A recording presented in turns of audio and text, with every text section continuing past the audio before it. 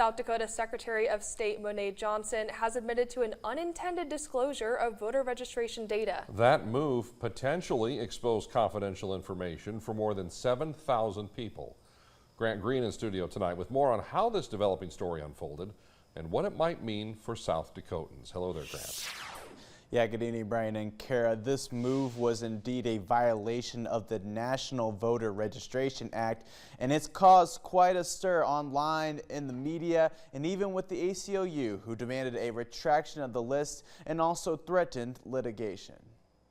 The Secretary of State's office published a database of voter registration information in compliance with House Bill 1062, which passed earlier this year. Previously, the list was only available for a $2,500 fee. Currently, people are trying to find fault with the legislature for passing this bill, and they passed a good bill, but the Secretary of State's office is not interpreting and providing the information the way it was intended. The database released contained a list of the voter registration agency that a particular voter registered through. This shows whether or not somebody registered to vote through a public assistance agency such as TANF or SNAP. My thought is somebody created a new spreadsheet or a new list and changed the data that shows up on that spreadsheet. Before we give out information, we have it reviewed.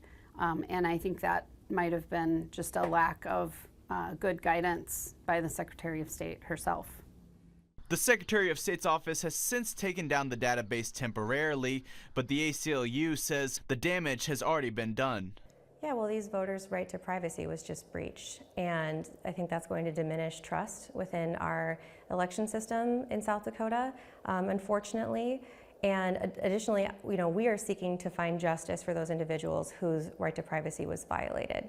Any South Dakota resident who has been impacted by the violation of privacy is encouraged to reach out to the ACLU by filling out their legal intake form. And the Secretary of State's office clarified that just because someone registers to vote at a public assistance agency such as TANF or SNAP, that does not mean that they are receiving benefits. Brian. All right, Grant, thank you.